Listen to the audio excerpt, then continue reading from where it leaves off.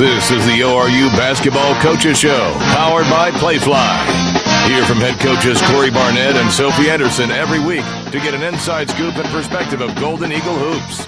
Now, here's your host, the voice of the Golden Eagles, Connor Clark.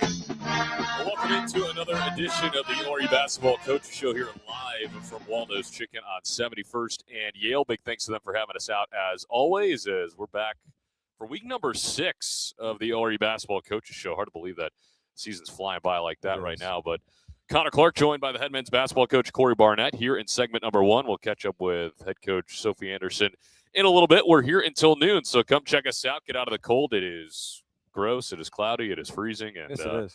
Come get some good lunch and hang out with us for a little bit. But, Coach, big weekend for you and your squad. And, first of all, happy late birthday. Thank you. How old are you turning, or do you not want to say? 37. 37? Oh, you're young. It's fine. Yeah, it's fine now. How was the birthday? Good? It was great, yeah. You guys had to get great energy in practice today in the prep for Missouri State, and I had an awesome time with my family in the morning and in the evening, so it was good. Good stuff. And then, of course, I know talked about it a little bit post-game on Saturday, but Heisman-Doza. How about it?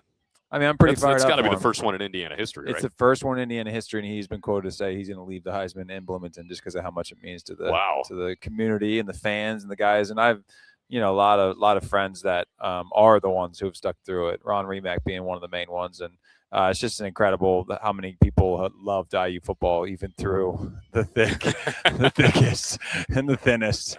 And this is what Sig's done there is incredible. So it's been special to watch. So now I thought they gave the school a copy of the trophy and then they gave the individual. But I might be wrong. I have no idea.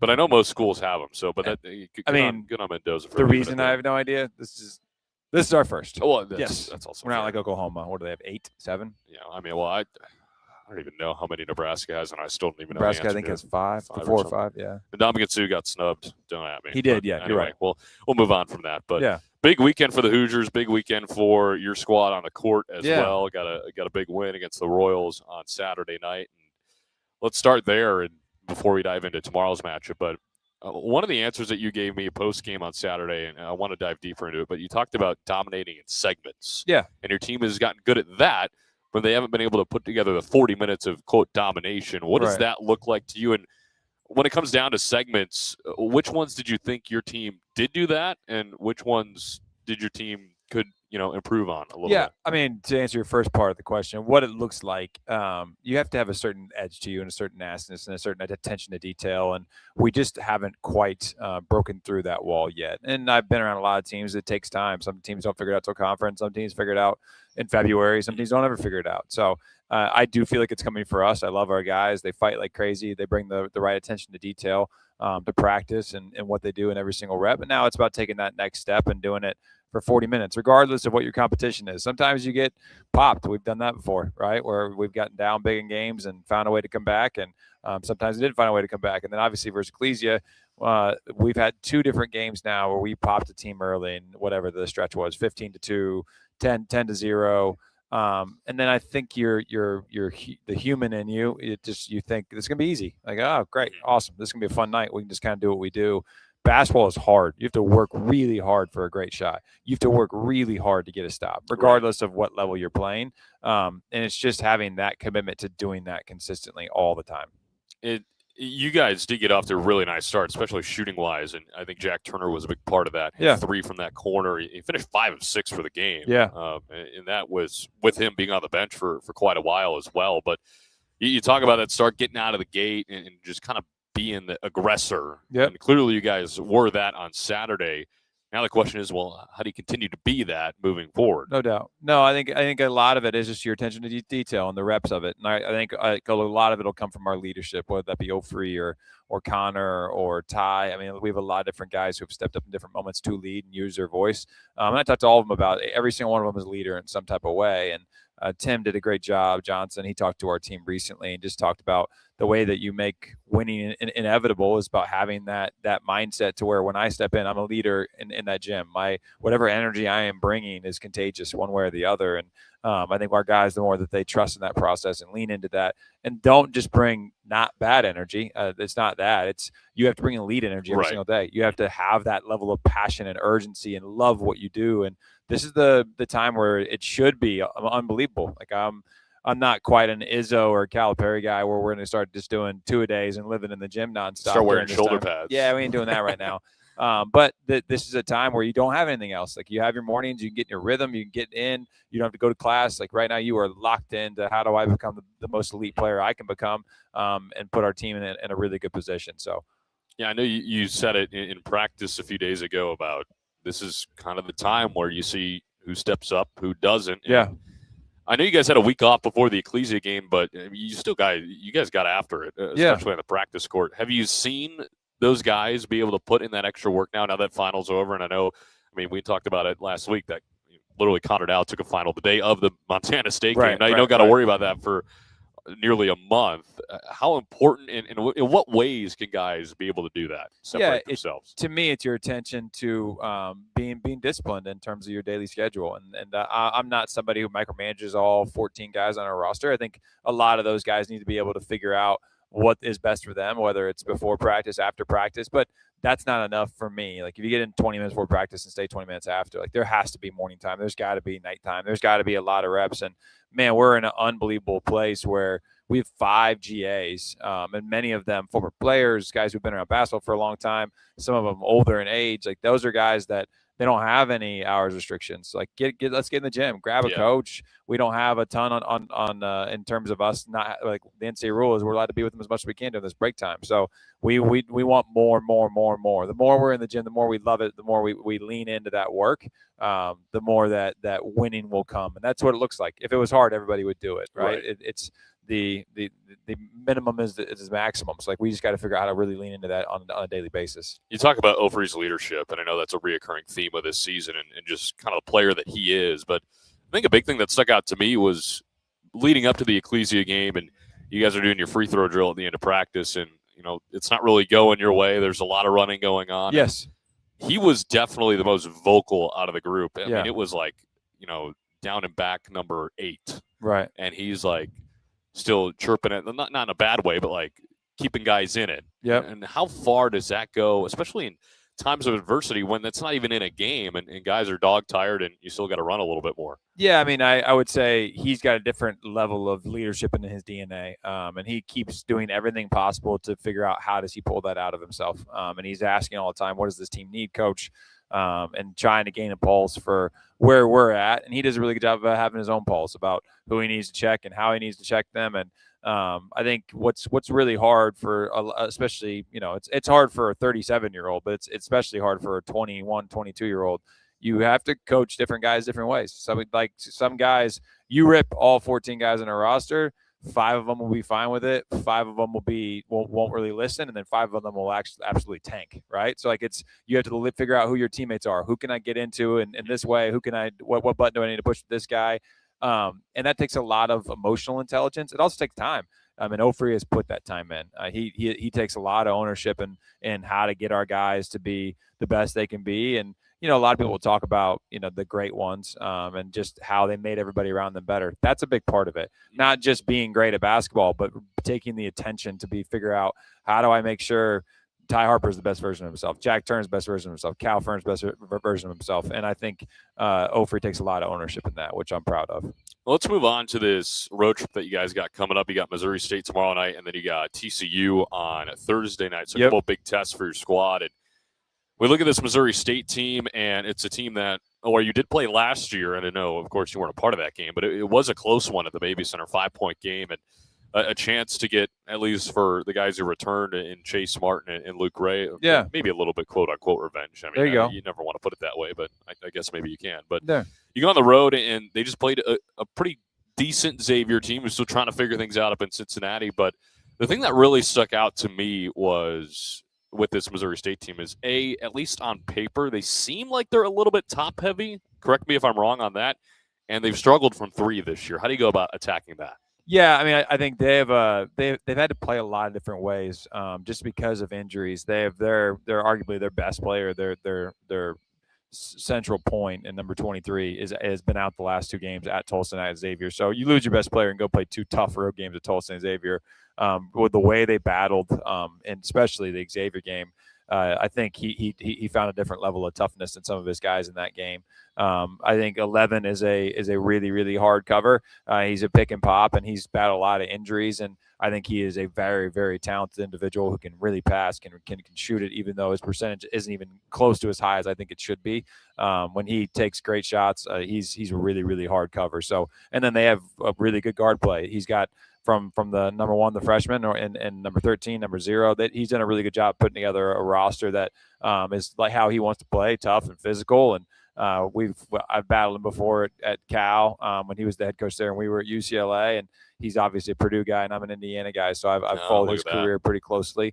And he's always done a really good job with his teams of getting them to defend with a different level of toughness. And then offensively, he keeps it fairly simple because he gets his guys to the right spots and lets them create out of it. And 23 and 11 are their two guys that are going to be very, very, very tough covers for us. Yeah, their leading scorer, you mentioned number 11, Keith Pallick III, and averaging 17 and 7 right now. Yes. And that's pretty remarkable on paper. One thing that does stick out, at least from my perspective, when you go about preparing for these games, he's taken 66 more shot attempts than the next closest guy. Yeah. What do you notice about his offensive game and what they run for him to get him that many attempts? And honestly, with 23 out with the injury for the last two games, it changed even more. Like you watch that Xavier game, the first 11, 12 possessions are him, whether it's a shot or him creating for somebody else. So that's what Konzo's done from the Jaylen Brown days at Cal back to when he was at Tennessee. So he does a really good job at finding his guys who have the highest gravity and making it simple around them to be able to maximize that. And so whether it be post-ups, whether it be pick and pops where he's shooting or driving long closeouts, they do a really good job at putting him in hard situations to guard. Now, we saw Michael Osei-Bonsu last year at the Mabee Center, and he's one of the most unique basketball players I think I've ever seen. He's 6'4". He's 280 pounds. So in a good way, too. I mean, he gets in the weight room. And he's a forward at 6'4". How do you go about guarding somebody like that with, A, he doesn't have the height, but B, I mean, he could move anybody around on the court with those weight. No, it's incredibly difficult, and then he does an unbelievable job. I mean, if he gets it within 5 feet, he's finishing. So he is a very tough cover, regardless how you guard him. And again, with the way that coach has simplified things around him, you double him, he's a very good passer, and he finds the right guys. You don't double him, he's finishing within 5 feet. So you can't constantly give him the same looks, or he gets very comfortable and he ends up really hurting you. So we'll have to be prepared to not only match the physicality, but especially be able to cognitively make the adjustments we need to make within the game to be able to give him different looks. Yeah, this Missouri State team's lost 3 of their last 4. Their last 2 coming at Tulsa, 98-74 loss, and the 75-57 loss at Xavier. And I know we talked about their struggles from 3, but when you look at it from a game-by-game standpoint, it's really interesting because they can get pretty streaky. They knocked down 11 against Northeastern State. They knocked down 13 against Tulsa, shoot 50% from beyond the arc as well. Really shot it well. And then they only take 14 attempts against Xavier, and they only make 3 of them. Right. So what's the difference there, just watching it from a film perspective, too, about what's allowing them to be, A, efficient one night, and then, C, not even getting that many attempts the next? Yeah, I mean, a lot of it is the different defenses they're facing. I thought Xavier went into that game and saw what they did against Tulsa, and they made the adjustment, and they were very urgent with their closeouts to their shooters, which opened up other things at times. That opens up long closeouts, that opens up paint touches. So that's what makes them difficult to guard, is they can do a little bit of both, especially when they're making the 3. You really have to try and get to their open looks and run them off the line. Now they're getting downhill and they're getting paint touches, and that's an area that we obviously have had some growth, but we need to continue to have growth in it at protecting our paint while not giving up wide open threes. Now, another wrinkle, too, they've already played 2 like opponents, as you guys will face, UT Arlington being one of them. They lost 67-49, and, of course, that Tulsa game as well. But you talk about turnovers a lot this year, and you guys had 19 of them the other night. This is a team that doesn't turn it over a lot at all, but they don't also force that many turnovers. It's about 11 and 11 apiece. How do you go about taking care of the ball against this group and then trying to drive up their turnover number here tonight or tomorrow night? Yeah, unfortunately, I don't think a lot of our turnovers are coming from our opponents. I think a lot of our turnovers are coming from our attention to detail and our ball security. And I think a little bit of it, we've made some adjustments offensively. A little bit, turnovers come in two ways. They come from poor spacing, and they come from lack of attention to detail. And so far, we've had a mixture of both. I think our spacing has gotten really cleared up with a lot of the things that we're adjusting to offensively. But our ball security and our attention to detail, that's where the biggest jump we need to make. And every individual is different. So I challenge our guys to go watch every turnover they've had all year, figure out what it is for them. Different guys, it's the type of pocket passes they're making, the type of skip passes they're making, the casualness just from a wing to top entry.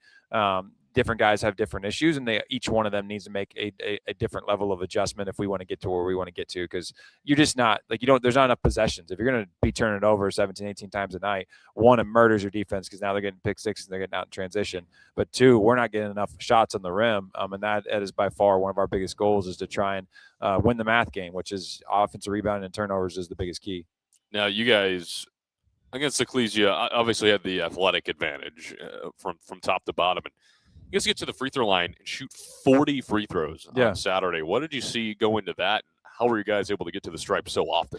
Yeah, to be honest with you, so we came out and we made shots early, and then they adjusted. They had kind of a matchup zone, and then I thought we got stagnant and went east and west a lot, and then we started to go north-south and go downhill. And obviously when you do that, when you have the athleticism and the physicality edge on a team, that's how you really get to the free throw line, because when you get them in positions where you're attacking the rim, they have one of two options: allow you to finish or put you on the line. I thought they for the most part put us on the line, and a lot of it was our aggression. And we have 3 or 4 guys especially who that is what they really, really bring, and they bring it at a high level. Different guys have different gravities, and our guys who are paint touch guys, they need to get to that consistently and utilize it, not only for themselves to go finish, but to create long closeouts and get teams in advantages. And now we're playing advantage basketball, and we're making half-second decisions and working for a great shot.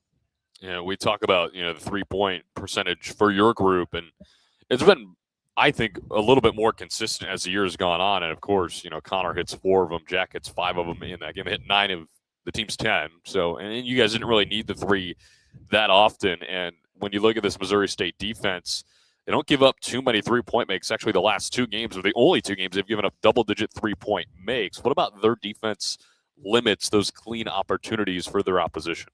Honestly, they've done a fair amount of switching this year, whether it be 1 through 5, especially when 23 was playing at the 5, which obviously that limits the 3-point line because you're keeping a body on a body as much as possible. And that not enough teams have worked hard enough to get them in long closeouts when they are doing that switching. And so that's a tough cover. But also, coach has done an unbelievable. You look at his KenPom and what he's done defensively. He's been a very good defensive coach in every single stop. So it'll be a tough. We'll have to work very hard to get great shots at a high clip, and it's something that our guys are looking forward to that challenge. I think you're the first coach ever in an interview with me to mention KenPom, so congratulations on that title. That's big time. It took me 6 weeks to bring up KenPom's name. I think so. That's disappointing. Are you a big KenPom guy? Do you look at the rankings a lot? Oh, wow. Live on KenPom. Really? Well, yes. You want to know a funny one about KenPom? Yeah. So we had a kid, Daniel Fitzpatrick. He was our first, not GA. We didn't have GAs. Our first senior manager at UCLA. He left us and went and started working with the Jazz. So he was in Utah. Uh-huh. KenPom's in Wyoming. They started playing some pickup games, and KenPom came and played pickup with our former senior manager that we keep close touch with, and shot straight long twos. Contested long twos is KenPom's game. So the man who is analytics just lives for the midi. Talk about irony. Extremely counterintuitive. It is. I mean, what's regarded as the worst efficient shot in basketball. That's hilarious. That's Kenneth and his Pomeroy is hunting them. I'm gonna drop that at some point this year. That is awesome. But I did want to ask you about the rebounding as well. And obviously, you guys nearly had 50 of them on Saturday. There's been times where rebounding has been a struggle, and then there's also been times where out-rebound the likes of Oklahoma. How do you go about finding that balance? And again, with playing against some pretty unique bigs that Missouri State has, how do you go about winning that battle? Yeah, again, different. You can say something as a team, and we can just drill it, or you can really break it down, which is now we have a lot of time to do with our individuals, and everybody has different issues. For Luke Gray, he's made a major adjustment of being the guy who is going out to hit every single time and getting a forearm into his guy, which is what we want. Now he's got to release and go in to get. It's out to hit and in to get. Now he's got to go finish going through the ball and getting it with two hands. For other guys, they still don't go out to hit. For other guys, they just don't have that attention to detail of being in the right position and having the motor to go get it consistently enough. So everybody's is different. You want to be able to study why they aren't getting offensive rebounds, watch film with them, break it down with them, build it into our drills, and over-communicate to them, because by the time we get January 1, it's got to be 5 guys. That's what it needs to look like. You rebound as a unit. It's all of us going to get it and doing our jobs and doing it consistently. That's what great rebounding teams do. Now, you talked about on Saturday after the game that getting a road win prior to conference play starting is crucial for any group. And yes. What does that do for just the mentality of a squad, too? Because, obviously it builds confidence, but it's just hard to win on the road no matter what level you're at. So what needs to happen in order for you guys to pick up a road win, and how important is that, leading into January 1? Yeah, it goes back to what you talked about early on. I mean, the importance of it is obviously it brings a different level of belief that you can point to. Now, we've done it. We've gone to a neutral and beat Kennesaw, a very good Kennesaw team, but I thought we had our opportunity against Florida Gulf Coast, and unfortunately let one slip. And now we have another opportunity in front of us against another really well-coached, great basketball team. So I think it'll give us a different level of an edge and a confidence if we can get it done. But if it can't, it's not the end-all, be-all. This team, to me, is just about small improvements over and over and over and over again. And if our eyes are locked into the right place, I think we'll put ourselves in a good position come league play time. But in terms of how you do it, it's what we talked about. It's dominating for 40 minutes, and it's having that type of mindset. And it's not always going to go that way. And when you do get hit in the mouth, how do you adjust? How do you get your teammates to get back to the right spot? Not yourself. You should never be focusing on yourself. If you're focusing on yourself, you're in the wrong spot. So get your teammates back to zero, constantly be communicating with each other, be the more connected team, the harder playing team, and then you'll be in a good position to win. Going back to your playing days at Indiana, what's the mentality of a player going into a road game? Because I know you can point out, you got to travel, you got to stay in a hotel, you got to do this, you got to do that. And I know you were part of some really, really good teams at Indiana. What was, that mentality like of going into some of the hardest environments in the country and pulling out wins time after time? To be honest with you, you have to love it. Like, you have to really just enjoy it. And there's some dudes that are just different. And we found them at Indiana, we found them at UCLA, we found them at Nevada.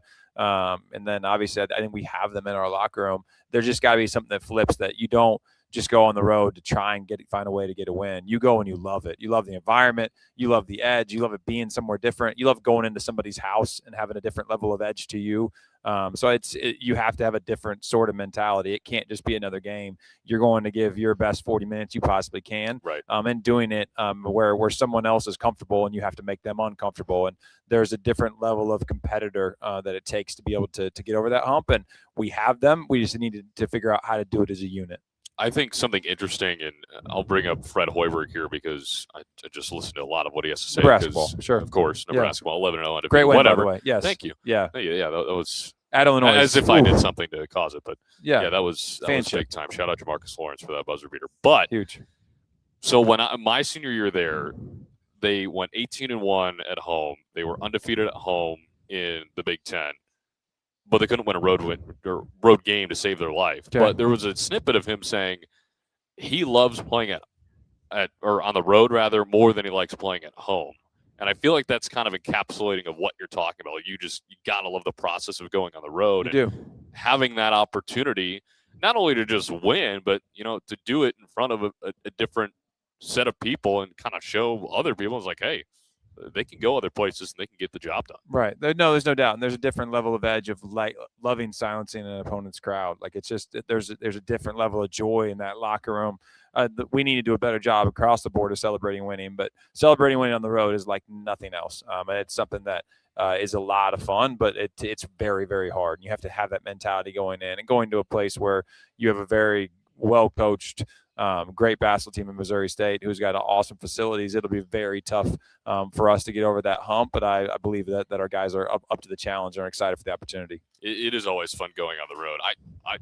I love playing at home too, and I know I'm not a coach or a player, but I think it's always a good experience going on the road. And just getting it for you guys. It also helps from a camaraderie standpoint as well. And I know the Florida trip was a big part of that as well, just kind of getting everybody together. Not that your team isn't together anyway, but how important is that? How have you seen your team grow when, you're getting home at 3 a.m. and, you guys got to stick together and you're coming off of a tough loss, but it seems like the glue just kind of strengthens with the group when you guys go on those road trips. There's no doubt. When you do hard things together, it brings a different level of camaraderie, edge, togetherness, and just relationship. Like, it's a lot of being able to get to your best self is being able to have the relational equity for somebody to speak to the place they need to speak to. Because if I just rip an individual that I don't know, they're just not going to respond in the way that we need them to respond. Right. So you have to build a relationship with them to be able to push them to the place that you want to get them. And so our guys being around each other, whether it be by choice or just by proximity on long travel trips through bus rides and plane trips and hotel conference rooms and the hotel room and the pregame and all that stuff's incredibly important. It's something that I've told them they should embrace. It's what I miss the most. Like, it's what all my teammates, and I have a text thread with them, and we go back and forth, and they're mostly ripping on how old I'm getting, and then everything in between. They're all the same age as you. Yeah, I know, but I think I'm the oldest by a year, so it's always like So you guys are all in college at the same time. Correct. Yeah, but I still get ripped somehow. Isn't that funny how that works? I mean, just rip on the walk-on guy. It's fine. It's whatever. But yeah, no, it's more about to them. We miss those moments when we watch these deals, and you watch the games. You love to compete. We miss that, but it's the locker rooms, it's the in between times. It's the plane trips. It's all the funny stories that I can't believe this guy said this or this guy did that, or do you remember when Coach did that? Like, it's the stories that really live on for a lot of time, and I don't want our guys to take that for granted. It's an awesome opportunity. We'll get you out of here on some more national level talk. Okay, this is a debate that I've had internally and with some of my friends as well, but Arizona and Michigan. Okay. Who's your number one team of the country? The AP Poll is coming out today. So who would you pick as your number one and why? Out of spite for Michigan, I would usually say Arizona. That's fair. But because they have a Hoosier as their head coach, I will tell you Michigan's the best team in the country. Also fair. And it's strictly because of that. Yes. Okay. He's a Hoosier, so yes. Yeah, they play 10 times, Michigan wins 7. It's just like I feel like it's unprecedented what Michigan's doing right now. Insane. And I know TCU team we're about to play. Right. Had a 2-point game with them when they're beating everybody by 30 or 40. So, well, in the debate as well, I mean, and I'm not taking away from Arizona's resume. It's incredible. I mean, it's insane. Unbelievable road wins against UConn and everybody else, but they just beat Alabama by 20, I think. They popped them. But then you look at Michigan, and while we were in Florida, I mean, they won 3 games by a combined 100 points. Yes. They come back home and beat, I think, Rutgers by 40, and then they beat Maryland by 20-something this way. I don't know how you can't put Michigan at number one. I don't even like Michigan, but I think it's a kind of an undisputed choice. But yeah, I don't know, that's just me. No, I'm right there with you. Both teams are very, very good. Coach Lloyd and Coach May do an incredible job. Those are both teams that we study like crazy. Isaac Green watches probably more than he does us, just because it's if you want to watch how to become elite, you got to watch the elite. And those two teams are great on both sides of the ball, offensively and defensively. And I've had unfortunate wars against both and came out on top, but also taking some L's. So I think Isaac Green would like to watch the Indiana-Kentucky replay that we got going on in here. I know that he likes to watch a lot of Hoosier ball still. He does. Unfortunately, we did not come on top of this one, but we'll bounce back. And then last thing for you nationally, who's your biggest surprise of college basketball right now? I know you're focused on your team, but yeah, from an outsider's perspective, biggest surprise of college basketball right now. I mean, is this a setup question? Kind of, a little bit. You don't have to say them, but it's a legitimate answer. Nebraska is that. Yeah, I mean, Coach Hoiberg does an incredible job. He's an awesome basketball coach, but to be able to be as tough as they have been defensively, and it leads to wins because he's always recruited for more offense. And just not had quite the level of athlete he needed to win at Nebraska at the level that obviously he wants to.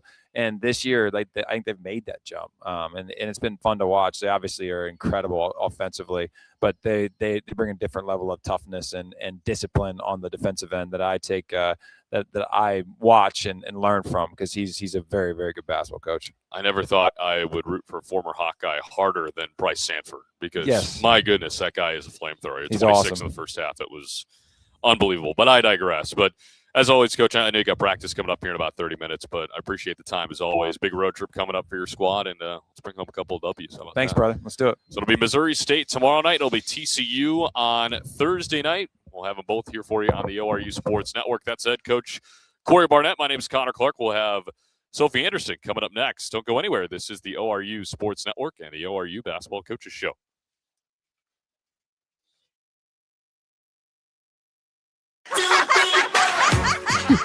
Life comes at you fast, whether it's starting a family, making the most out of your side hustle, or anything else financial. Sometimes you just need to talk to someone. That's what we do. We're TTCU Federal Credit Union, and we're here to get you where you want to go. Our money experts can help build your credit, figure out your budgets, and even help plan your savings goals.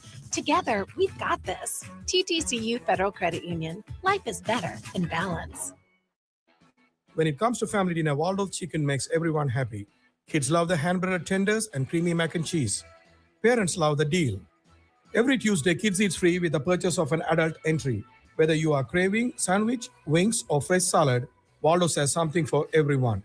With 3 Tulsa area locations open 7 days a week, plus catering for any event, Waldo's Chicken serves up flavor and smiles. Waldo's, where family favorites are made fresh every day.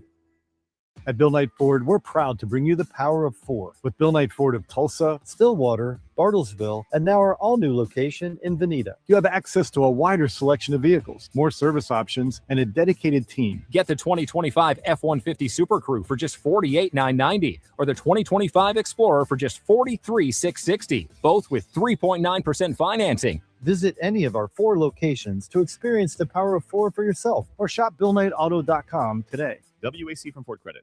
Basketball season is here, so let racers make sure you're on the ball for entertaining. Make it easy with our ready-to-grill items, like our jalapeno poppers and kebabs. We have fan favorites, like our sandwich trays from the deli, or team-themed cakes and cupcakes in the bakery. Racers, the official grocery store of the ORU Golden Eagles.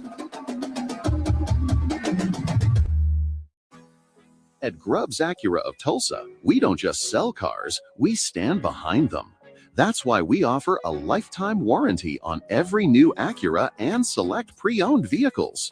Drive with confidence, knowing your investment is protected for the long haul. Stop by Grubbs Acura of Tulsa today.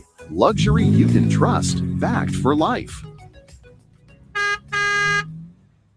At Bill Knight Ford, we're proud to bring you the power of 4 with Bill Knight Ford of Tulsa, Stillwater, Bartlesville, and now our all-new location in Veneta. You have access to a wider selection of vehicles, more service options, and a dedicated team. Get the 2025 F-150 Super Crew for just $48,990 or the 2025 Explorer for just $43,660, both with 3.9% financing. Visit any of our 4 locations to experience the power of 4 for yourself or shop BillKnightAuto.com today. WAC. Looking for delicious fried and rotisserie chicken? Look no further than Waldo's Chicken. Our Southern-style scratch-made sides are the perfect complement to our mouth-watering chicken. With dine-in, drive-through, and catering options, we got you covered for all occasions. Let us handle your next fundraising event, team lunch, or family gathering with our full-service catering options. Enjoy all your favorite sports with lots of TVs, and don't miss out on our daily food and drink specials each week. With 2 convenient locations at Broken Arrows, Tiger Hill Plaza, and 71st and Yale. Waldo's Chicken, the best fried chicken in Oklahoma. This number 5, Connor Down. You're listening to Golden Eagle Basketball on ORU Sports Network. Family owned and operated since 1969, the Don Thornton Automotive Group is driven to make car buying easy and your ownership experience exceptional. Tulsa's choice for performance and luxury. Audi Tulsa, Don Thornton Cadillac, Land Rover Tulsa, Don Thornton Volkswagen, and Lexus of Tulsa. Visit any of their dealerships on Memorial in Midtown or online at donthorntonauto.com. This is the ORU Basketball Coaches Show, powered by Playfly. Hear from head coaches Corey Barnett and Sophie Anderson every week to get an inside scoop and perspective of Golden Eagle hoops. Now, here's your host, the voice of the Golden Eagles, Connor Clark. Welcome back into the ORU Basketball Coaches Show here on Monday, December 15th, as a chilly one continues, as we're joined by the head women's basketball coach, Sophie Anderson, here in a little bit of a different location in the office this time. So a little bit of a sneak peek for those of you catching us on the StreamYard and our social media platforms. But, Coach, just like the men's team, a big road trip upcoming for you guys starting today, at least travel-wise, and then tomorrow against Wichita State, and a couple of pretty formidable opponents as you guys wind down conference play. And as you get ready for this road trip and come off a finals week, and you guys have the weekend off, which is always beneficial, especially physically, but how have you seen your team kind of rally mentally as well, kind of getting that break from school and basketball and just kind of being able now with the winter break to focus on just one thing? Well, great question. Last week was pretty ugly, to be honest. You could tell they were just mentally fried with finals and everything like that. So I think we ended the week pretty well. Our practice on Thursday was a little rough, just coming off of the heavy load Monday, Tuesday, Wednesday. A lot of them had finals, and we ended Friday pretty well. And then I think having those couple days, like you said, was nice. Just some of them went home, some of them, went to the men's game, supported them, and just kind of relaxed a little bit, got off their feet, and just kind of took a deep breath from the semester. And we had a really good practice yesterday, and now it's all a whirlwind all over again, trying to get on the bus today and get packed. And we have an early game when we play there at 11 o'clock, another kids game, my favorite. So it'll be a quick turnaround. So we'll just get on the bus, get some food, get there, practice, and get rocking and rolling, wake up early and do it all over again. Yeah, I know we talked about that last coach show, but what's with you guys getting all the kids games on the road? Don't remind me. But hey, like we talked about, the blessing is we get to come back. We're back home early. We play early. So, and the benefit for us, like you talked about, the mental approach, and that's what we've been talking about in our practice, honestly, just a mental approach to going on the road to winning. And that can't happen on Tuesday. It has to start. We started that last week, and just kind of leaving finals, just the bog down and the burden of finals and the study, and then just the mental capacity of just, final after final, leaving that behind and taking the championship winner approach to the mental approach to winning and going on the road, being 10 points better, 10 rebounds better, and just having that mindset. But we're excited to get on the road. But, the positive is this is not like something new. We've done it before, and we've played, like you said, we've played at 11 a couple times now this year, and we've been a kids game, a couple times this year. So we're just going to go in there and handle business. Yeah, is that something that we can send ESPN stat wise? You guys are 2-0 when you're in kids games. Hey, so you better knock on some wood. looking to make it 3-0 in that situation. So you guys take on a Shockers team that has struggled here in the early going this season. They're 2-9, but they're coming off of their second one of the year and part of a 4-game homestand for them. And I mean, obviously, as a coach too, anytime you can get rolling at home, that could really build some momentum. And just from an overview look at this Shocker squad, what sticks out to you, and how do you go about winning on the road yet again? Right. He had some, veteran players new for him. He got a lot of transfers, but they've played before. So that's going to be great for him. And he's just trying to, I'm sure, find his rotation and his flow. But they're all good enough. They're experienced enough. And when it starts to click, they could be deadly, so we need to be prepared for that. But I think they're going to run a lot of sets. They're going to, get up and down when they can. And then at the same time, they're going to knock down some shots. They're not going to be afraid to shoot the basketball, and they're not going to be afraid to go get the rebound and pound it in on the inside. So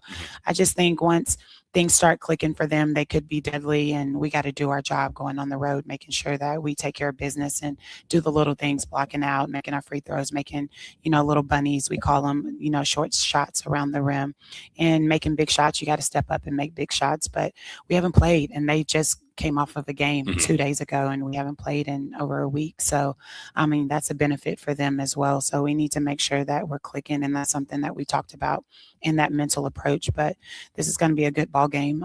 Very good. You know, I know their record doesn't show, but a very good program, very well coached. And my hat goes off to Coach Nunar. He's a great guy, and I know things will get rolling for him, but we got to do our job so it doesn't get rolling on Tuesday for them. Now, you mentioned, and I know we let off the segment with this, but you guys have had over a week off from games. Yeah. And from your perspective, just from years past too, because every team kind of goes through that at some point or another during the season where you have that longer break. As a coach, do you prefer that, or would you rather keep going in the rhythm of games? Because it's always interesting to see how a team responds from so much time off. Don't know yet, to be honest. You know, like, this is a new team. I don't know how they're going to respond with time off. Only time will tell. I know that we do a good job when we talk about things that are coming up. We do a good job when we break it down into smaller pieces. So I don't know, just like this whole season, we've been, you know, taking it game by game, day by day, week by week, and just small pieces and figuring them out. They're learning each other. They're learning me. I'm learning them. So I don't know if the time will be good or not. I know, you know, just when you're off and just out of rhythm playing games, you know, it's just harder to get back in rhythm, especially going on the road. So we will see, but I think they were excited to have some time off and, I'm you know, sure. just, you know, kind of go home and decompress a little bit. So, yeah. Now, you guys, again, come off that 58-point performance defensively against Idaho State, and you go up against a Wichita State team that averages just around 60 points a game. How do you go about continuing that defensive momentum? Because I know we talked about it last week too, but the performance on that side of the basketball against the Bengals was really, really impressive, and a big reason why you guys were able to win that game. Yeah, we've talked about just winning the one-on-one battle, taking pride in guarding your man, doing your job, and making sure that if we don't need help, and if you can not ask for help, meaning rotations, let's do that. Do your job. Take pride in that one-on-one, guarding your man. I mean, I think that's been really, really important for us. Something that we've really, really focused on. Stay in front of the basketball, ball you man, and being proactive, you know, doing your work early, whether that's defensively, jump into the ball, and then guarding a man and a half, you know, so being active in the gaps, being there if your teammate does need help, being there early, being there to take a charge, being there to, you know, deflect, be in the gap. So I think that's part of it. I mean, like we've talked about, we just can't look at whole right now. And I know for you, that is your job to look at, you know, the stats and the big picture. But for us, it's really been possession at a time, you know, 3 stops in a row, or 5 minutes at a time, a quarter at a time. So, I mean, I think that's what we've focused on. And I think taking little bite-sized pieces that we can chew on in the moment has been good for us, especially for, I don't want to say inexperience, but just, you know, not being in this conference very long, or playing at this level very long. So I think that's been good for us. And I think that's good for just collegiate athletics right now. Just they can't handle too much, and you want to just keep it as simple as possible. And if you can handle it for 2 or 3 minutes, 3 possessions, I think they've been, for us, it's been really, really good. Yeah, that's the difference. I don't think I could ever be a college coach. So I'm like, okay, we got this 3-week stretch. If we do this, this, and this, we could look at this. If this happens, and we could look at that. It's just chaos. But that's just the big outlook. But when we talk about defense on your side of the ball, they're also pretty good defensively. They only give up 64-ish points a game. And when you look at that and how your offense can attack their scheme, what do you notice, and how do you try and blow that number open or inflate it a little bit? Well, yeah, they are extremely athletic, you know, so gaps or possessions or, you know, attacks that you think that you beat them on, they're athletic enough to recover back and get back in front. They're athletic where they can jump and get blocks and steals and things like that. So I think being, and they take charges. So being head up, being aware of what's going on, but also speeding the game up when we can. You know, they want to slow it down a little bit and run their set. So making sure that we speed the game up when we can. But then just taking care of the basketball, taking advantage of the opportunities they give us if they rotate, hitting the shots, or your teammate that's open, and just, I mean, executing, you know, just details, especially on the road. You can't make too many mistakes. So for us, it's going to be big on just taking advantage of what's open and seeing the ball early, making the pass early, and getting the ball up the floor.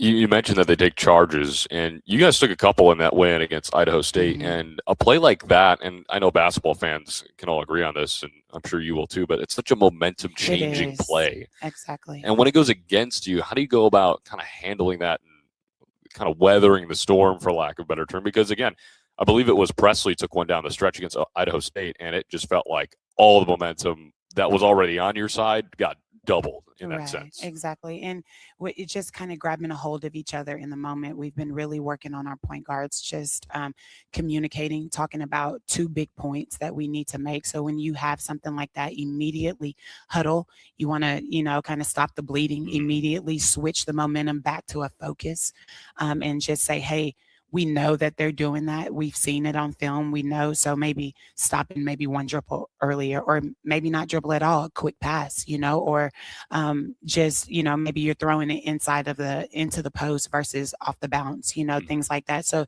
different ways of getting the ball inside out without always using the bounce or taking one less dribble. So just being smart. But our thing is, I think it's just huddling immediately, taking hold and taking control of the situation and not letting it be a mental roller coaster for us, and just say, hey, this is what we need to do. We'll fix it. And then you got to have a short memory, Having a short memory and keeping it level too when you have the rotation size that you've been going with so far. And I know we've talked about that at length. And, obviously you got your older players, more experienced players like Jaylee, like Gentry, who've been in the program for a couple of years, and they know how to handle that better than, maybe a couple of girls who come off the bench. But as a collective group, when you go through something like that, and again, when you play so many people, I mean, how do you go about it and I know it's not just a one-man job, but how do you go about it as a staff, just kind of keeping everybody mellow? Because every game in itself has an emotional roller coaster at some point, and in order to pull out those games, you got to be as level-headed as possible. Well, I think it starts in practice. We've been really focusing on being uncomfortable in practice, so that when it comes to a game, it's a comfortable situation. It's a familiar situation. So we're not rattled. We just need to, maybe hit a bullet point and talk about what we need to do or focus in. And we use the word lock in all the time, lock in on what we need to do. How do we fix that? What's the counter to that? So our practices have been intense enough, we think, meaning not just pace, but mentally. How can we mentally bog them down in a good way to make them stressed enough that they have to think, tired enough that they have to think under that type of pressure? How can we still execute when I'm winded? How do we still execute when we've had 3 turnovers in a row, coach is on me? But when we get to the game, I've been there, I've done that. We talked about that. So we're talking about how we've already overcome. And just kind of replicate those game-like situations. I know they're difficult to replicate, especially when you go against some pretty long and athletic opponents that you may normally not see in conference play. But diving deeper into this Wichita State team, they have a couple of good scores, as you mentioned before. And I know it's a team that doesn't score a ton, but Jayla Harding is at the top of that list, averaging 12.5 a game. And then right behind her, it's Abby Carter averaging 10 a game. And also, when it comes to rebounding, too, they're pretty good at that. They average 38.5 of them per game as well, so they clean up the glass pretty well for, again, with a team that you said the record doesn't necessarily reflect how good they are, and I think the individual numbers especially definitely back up that claim. Yeah, and it's college athletics, the landscape that we're in. You get a few transfers or a whole team of transfers. So it just takes a while for things to click. He's mixed up the rotation here lately. At last game, he brought 2 energy players, I feel, that give him a big spark. They were starting versus coming off the bench. So I think that was a great change for him. So we're going to have to be prepared for that. They have, but in turn, Abby Carter didn't start last game, but I think she had 24 last game. So coming off the bench, scoring 24 points. I mean, that'll play. That's a nightmare. I mean, we have one of those as well in the past couple of years, so it's just different. We don't know who's going to start, but I don't want to use the word streaky, but I think they're just trying to find their groove along with everybody else in collegiate athletics right now in the month of December. We're all trying to figure out which rotations work, which things motivate players, and what do we lineups that we want. So he's changed it here lately, but I think even with his change and some of the things coming off the bench, he's going to be, pretty athletic either way. They can rebound, they can get to the rim, they can defend, whether they're starting or whether they're not. So it's just going to be important for us that we stick to who we are, making sure that we block out, making sure that we keep our pace and our momentum as well, and be smart and take care of the basketball on the road. We have to finish at the rim, and we have to finish and knock down free throws and big shots. Now, I think rotationally, it's almost like you guys are staring in a mirror when you go against this Wichita State team. They've had 10 players who have played in double-digit games, and then the other 2 who haven't have played in 9 and 8 games. So they also play a ton of different players. We're all trying to figure it out. And when you have a team like that, I know it's kind of familiar for you, but then when you go and try and scout a team like that, maybe you get a little bit of a taste of your own medicine of when people are trying to scout you and how difficult that can be. Exactly. And like we talked about, I believe it was our last meeting, we talked about the scouting report. There's 3 pages, of personnel, like who could they possibly play. And I mean, like you said, it's probably the same thing for them, but we just got to keep it simple. How are we guarding this ball screen? What are we doing in rotations? What are we doing after we get the rebound? So just simplifying it, just like everything we've done, and making sure we know our personnel, who can shoot, who can attack, who can post up, who's the point guard, who's the post players, and things like that. So basketball is basketball. I mean, people complicate it. So making sure that we go in, we know our scouting report, we know what we want to do defensively. But like you said, there's 3 pages of people. So we just got to know, be locked in, and making sure that we're taking care of business when we go on the road. You answered it a little bit in that answer as well, but how do you go about taking that 3-page scouting report and kind of morphing it into one? Because again, as you said, you don't want to overcomplicate things for your players. And right. Yes, you have to know what your opposition is going to do, but you also have to know what you're going to do. Right. And when you look at a scouting report that big, and I know a lot of coaches talk about it's about us, it's about us, it's about us. Do you take that mentality into a scouting report that has, you got to look out for 12, 13 different players. You don't want to information overload your guys. Right. And I mean, our staff does a great job breaking down personnel, but then also breaking it down into little nuggets. So yes, we do have to worry about us, but who are like players. So we can put 2 or 3 players in this category, 2 or 3 players in this category, and that makes it easier. So when we think about attackers, we can go 1, 2, and 3, they're attackers. Then we think about shooters, we can go 4, 5, and 6, they're shooters. So mentally, it makes it a little bit easier, but our staff does a really great job of just kind of simplifying it, give them 2 or 3 bullets so that they know, and then also giving them, this player is very similar to this player. When they sub in, they're similar. They do the same type thing. So I think it makes it a little bit easier. And then all of us, we're similar defensively as well. So we're able to do some things defensively that most teams can't do because we do have a lot of like bodies.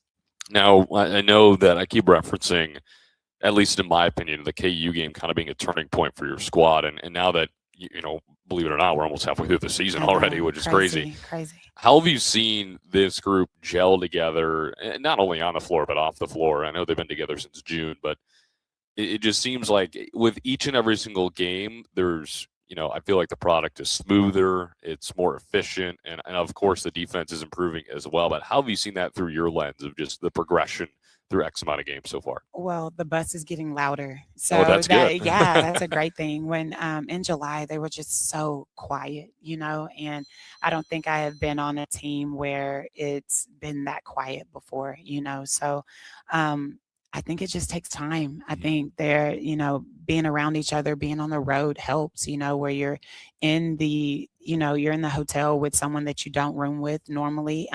We're sitting at restaurants now. We're on long bus rides. So they're playing games. So the bus is getting louder, which I love. And, I looked over to the coaches. I believe it was after our last game, I think the Idaho game. And I said, wow, they're back there playing. I don't know what they're playing back there, but they're laughing, they're giggling. And that's how things are slowly starting to turn. But I'm telling you, Kansas was big for us. And I know on the stat sheet, it's an L, but I think for us, I walked into that locker room and I was screaming, yelling, like we had won, and they were looking at me like I was crazy. But I think that was this time too that they were like, okay, we did something good. Now we are starting to know what our identity is, what I need to do to bring to the team. And then you have a game like Chet had. And then that gives her a boost of confidence where you scored 12 points in 9 minutes. And then Gentry does something that most people would believe that is not very good. You know, she didn't score at all, but she had 0 turnovers and 6 assists. That was great for us. And then you had people step up in, you know, in Zai and Presley, you know, just different rotations. How consistent KD has been, Anna has been, Jaylee has been. And it's just great to see everybody just growing. So super excited that the bus is getting louder, super excited that they're talking, phones are down and they're actually communicating. So I think that has helped. So with that communication off the floor, it has allowed them to communicate a little bit better. They're not great. They're still, you know, still quiet at times, but you can see the growth. And hey, in December, that's all you want. Just a little bit of growth and a little bit of smile and some laughter. Have you noticed a go-to bus game from the team? Do they always have All Reliable, or is it different every time, or do you not notice? I don't know what they're back there playing, but I hear giggles, I hear laughter. I don't know if I want to know, you know, to be honest, but I'm glad. That's why you sit in the front of the bus. Yeah, exactly. And they sit in the back. Exactly. It hadn't gotten too crazy. Things aren't thrown or, you know, people aren't falling down. So, but I'm happy to hear them laugh and have a good time. Well, Coach, I appreciate your flexibility here this morning. I know you guys got to get out on the road, so that's why we're doing it at a weird time in a different location. But I do like this, though. I get to look at you. I know this is we got a whole table here. We got a view. I mean, man, this is lovely. No chicken nice. though. I know.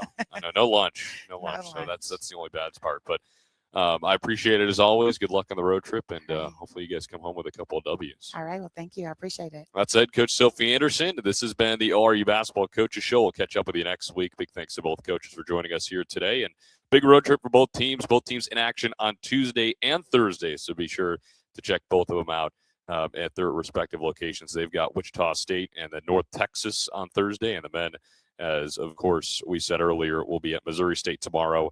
And then on Thursday, we'll be at TCU. So big week for both squads. So big thanks to Waldo's Chicken as always. Big thanks to all of you. We'll talk to you next week. This has been the ORU Basketball Coaches Show on the ORU Sports Network.